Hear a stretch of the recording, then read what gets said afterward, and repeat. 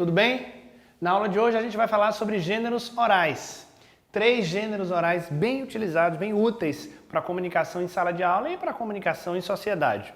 Vamos lembrar que os textos são organizados em gêneros. Esses gêneros podem ser escritos ou orais e que tão importante quanto os escritos estão também os gêneros orais. São gêneros que a gente precisa dominar para conseguir transmitir uma informação, para conseguir construir uma argumentação ou muitas vezes entrar num conflito respeitoso de ideias. Nós vamos falar hoje sobre 3 gêneros orais, sobre o júri simulado, o debate e o seminário. Esses gêneros, muitas vezes, vão fazer parte da sua realidade até em outra disciplina. Você pode fazer um debate na aula de História, um júri simulado na aula de Geografia, um seminário na aula de Biologia. Então é importante que você compreenda como desempenhar a função em cada uma dessas possibilidades de gêneros orais.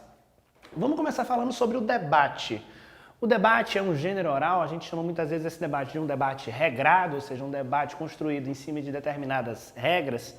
Esse é um gênero oral construído em cima da argumentação, ou seja, nesse gênero é importantíssimo você colocar as suas ideias e saber defender a sua tese, o seu ponto de vista em relação aos mais variados assuntos. Então imagine você que, por exemplo, vocês vão fazer um debate sobre a situação da segurança pública no país. É importante que você faça uma pesquisa, construa argumentos muito bem embasados, construídos a partir de ideias que façam sentido não só para você, como para o outro. Fatos, dados, ou seja, é importante que você consiga comprovar que o que você está falando é verdade. O debate, então, é um gênero oral do campo da tipologia argumentativa. A gente precisa usar argumentos, defender pontos de vista, dissertar, argumentar em cima disso. Nós temos, então, sempre o início de um debate partindo de uma discussão sobre um tema relevante. Então, para elencar o tema de um debate, é importante que seja um tema que gere discussão, para que de fato aconteça um conflito de ideias, para que de fato aconteça uma relação entre diferentes pontos de vista, porque se o tema não gerar debate, todo mundo pensar da mesma forma, não teremos debate. Então é importante que você selecione, que o professor selecione um tema relevante que gere discussão. O debate também é construído em cima de 2 elementos, a fala e a escuta. Os gêneros orais têm essa propriedade de utilização da fala, claro, mas é importante que você não esqueça a outra modalidade, que é a escuta. Tão importante quanto falar é ouvir. E no caso de um debate, você precisa ouvir os argumentos do outro, até para conseguir construir melhor a sua argumentação, responder as dúvidas, responder as perguntas.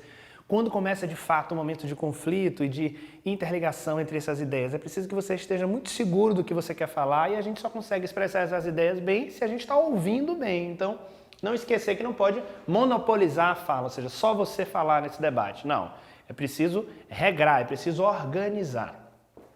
O debate também é marcado por um comportamento respeitoso. Muitas vezes, os participantes de um debate ficam com os ânimos alterados. Se a gente fizer uma comparação, por exemplo, com os debates políticos, que muitas vezes a gente assiste no período de uma campanha eleitoral, são debates muito comuns na sociedade, são debates necessários para que a gente conheça as propostas, mas o debate de sala de aula tem essa semelhança também, porque são pessoas, são estudantes, são sujeitos pensando e debatendo temas relevantes. Acima de tudo, é importante que esse debate seja pautado pelo respeito.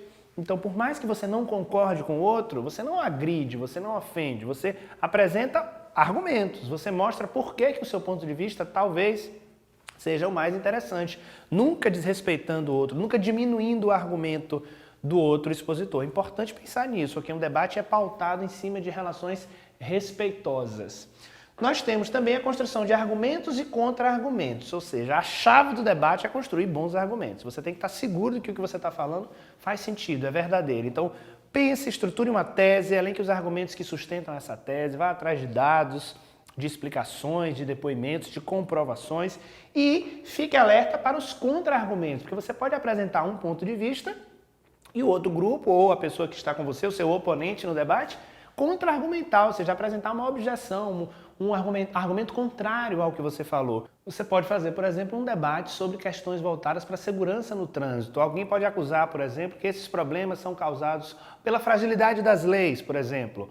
Aí um outro grupo pode defender que não. Muitas vezes esses problemas são causados pela negligência de motoristas e pedestres, ou seja, um contra-argumento, um argumento contrário à ideia que você apresentou. É preciso estar atento a isso.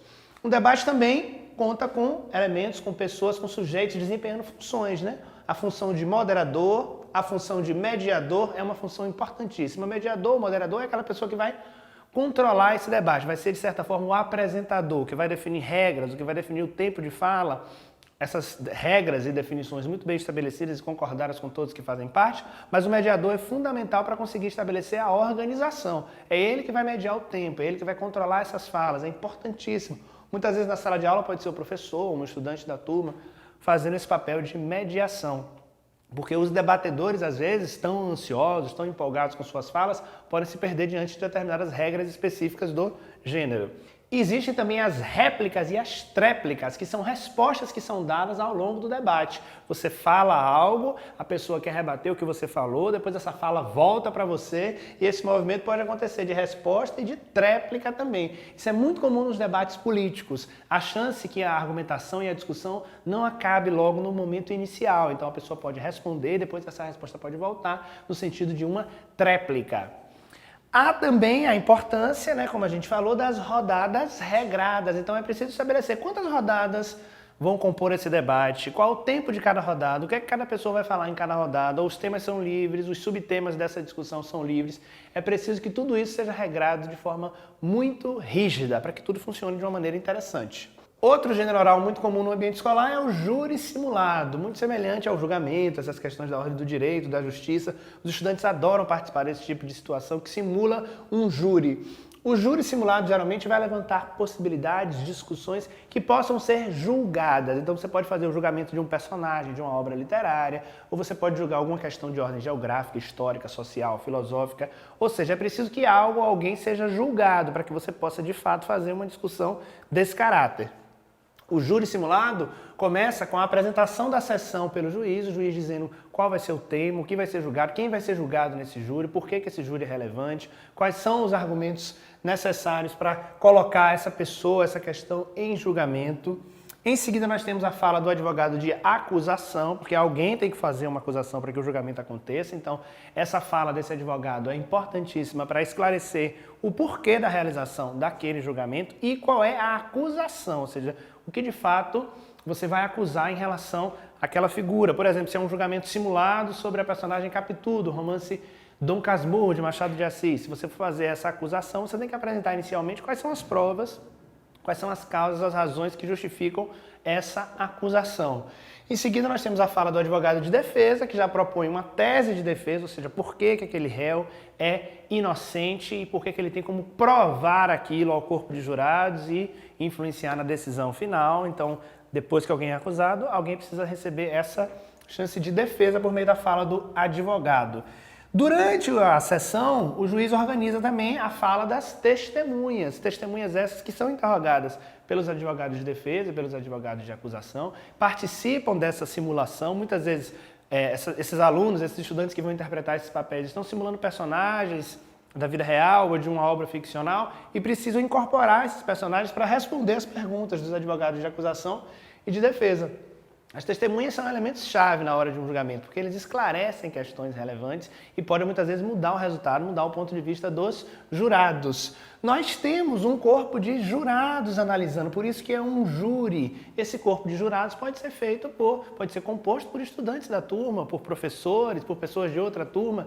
É o corpo de jurados que define, de fato, quem é culpado, quem é inocente, ou seja, a sentença é dada por esse corpo de jurados, que é um grupo de pessoas que não participa oralmente desse júri, que acompanha o júri de forma silenciosa, não distanciada, porque eles estão atentos a tudo, mas eles não podem intervir. Eles estão ouvindo, analisando a acusação, analisando a defesa e analisando as testemunhas. No final, cada uma das partes faz as considerações finais, ou seja, o discurso final para encerrar essa ideia, e em seguida o júri se reúne para tomar a decisão, o juiz anuncia a sentença e o debate é encerrado. Então, advogados, testemunhas, o corpo de jurados e a sequência desse rito são elementos muito importantes em um júri simulado. A gente está simulando um júri, por isso o nome. Outro gênero bastante usual é o gênero seminário. Na hora que a gente monta um seminário, a gente tem que lembrar que a gente está fazendo a apresentação oral de uma pesquisa, ou seja, há um expositor, um apresentador que estudou para apresentar um tema. É importantíssimo pensar, então, no discurso do expositor. Esse discurso é um discurso regrado, controlado por um determinado tempo, definido anteriormente. Mais do que respeitar o tempo, é importante você conseguir preenchê-lo de forma adequada. Por isso que a pesquisa anterior, o estudo sobre o tema é essencial. Você não pode ficar lendo textos, você não pode ficar de costas para a sua plateia. Você precisa, de fato, apresentar uma pesquisa, um estudo que você fez, ou os resultados de uma pesquisa feita por outra pessoa que você analisou. Você precisa e deve utilizar recursos audiovisuais, tais como vídeos, fotografias, apresentações em PowerPoint. Você pode utilizar, dinamizar essa apresentação para ilustrar informações que você está utilizando para que fique mais claro para quem está assistindo, porque só a fala, muitas vezes, apenas o discurso oral, não dá conta da transmissão de todo o conteúdo. É importante, então, planejar essa fala, inclusive o momento que você vai utilizar esses recursos, precisa seguir uma ordem lógica, uma sequência que faça sentido para quem acompanha.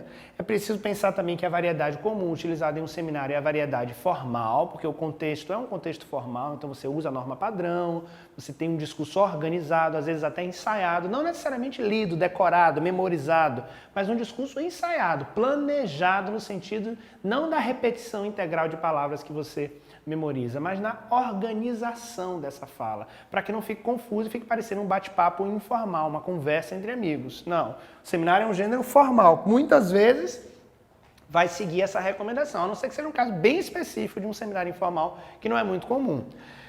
Então, lembrar da fala, lembrar do espaço, do tempo e do contexto. Ou seja, você está numa sala de aula, você está no auditório de uma universidade, você está no auditório da sua escola, você está em outro espaço social. Então, pense qual é a sua postura, como vai ser a sua fala, como você vai ocupar esse espaço e respeite o tempo de exposição. Por isso que estudo é fundamental. Então, estamos diante de um gênero de caráter expositivo, o seminário, o debate e o júri, muito ligados à questão da argumentação, do conflito, da discussão, do confronto de ideias, um confronto saudável, claro. Esses são alguns dos gêneros orais que a gente estuda no universo da língua portuguesa, ok? Muito obrigado.